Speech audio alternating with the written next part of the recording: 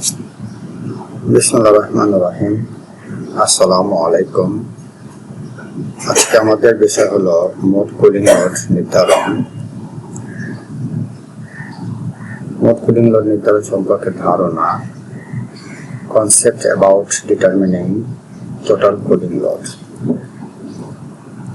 উপস্থাপনায় আমি Abu Mohammad Atiqullah, chief inspector ও বিভাগীয় প্রধান technical refrigeration and air conditioning RSA, Dhaka polytechnic institute, Tejgaon শিল্প এলাকা, ঢাকা 1208। মোট কুলিং লোড নির্ধারণ বা টোটাল কুলিং লোড বলতে একটি ঘর বা ভবনকে নির্দিষ্ট আরামদায়ক তাপমাত্রা বজায় রাখতে এয়ার কন্ডিশনারকে যে মোট তাপ অপসারণ করতে হয় সেই মোট তাপের পরিমাণকেই বোঝায়। এটি সাধারণত BTU বা ব্রিটিশ থার্মাল ইউনিট বা টন অফ রেফ্রিজারেশন বা TRA প্রকাশ করা হয়। TR হচ্ছে মোট কুলিং লোডের দ্বারা প্রকাশ করা হয়। মোট কুলিং লোডের প্রধান উৎসগুলো হলো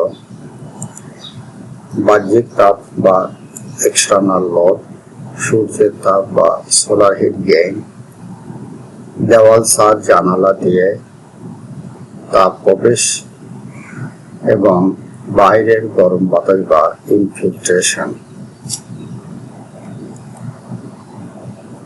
ইন্টারনাল লোড বা আভ্যন্তরীণ তাপগুলো হলো মানুষ বা human heat, lighting load, electric যন্ত্রপাতি বা ইকুইপমেন্ট লোড।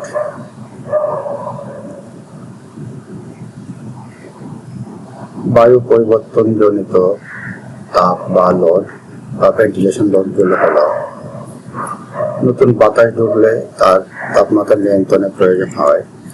মোট লোড সাধারণ বের করার সূত্র হলো এক্সটার্নাল লোড যোগ ইন্টারনাল লোড যোগ ভেন্টিলেশন লোড। এছাড়া আরো সহজভাবে বলা হয় টোটাল কুলিং লোড সমান room heat gain plus fresh air load. একটা এক্সাম্পলের মাধ্যমে আমরা দেখে নেই। একটি কক্ষের দেওয়াল ও ছাদ দিয়ে তাপ আসছে, তার পরিমাণ হলো 5000 BTU পার আওয়ার। মানুষ ও লাইট থেকে 3000 BTU পার আওয়ার। বাইরে বাতাস থেকে তাপের পরিমাণ হলো 2000 BTU পার আওয়ার। এক্ষেত্রে মোট কুলিং লোড হবে এই টোটাল যোগ করে 5000, 3000, 2000 মোট হচ্ছে 10000 BTU পার আওয়ার। এতে টনে রূপান্তর করলে 1 টন কুলিং লোড সমান 12000 BTU পার আওয়ার। তাহলে 10000 ভাগ 12000 করলে 0.83 টন, প্রায় 1 টন এসি প্রয়োজন হবে ওই কক্ষের জন্য।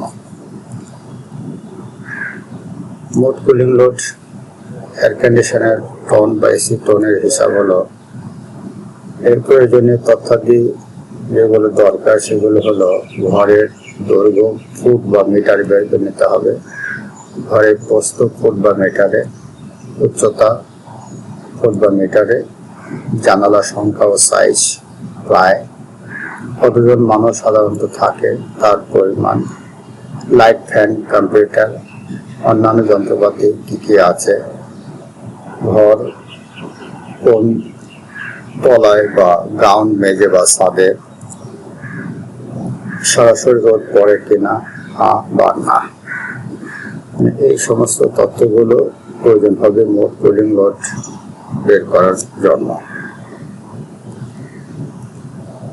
পরিশেষে ধন্যবাদ সবাইকে।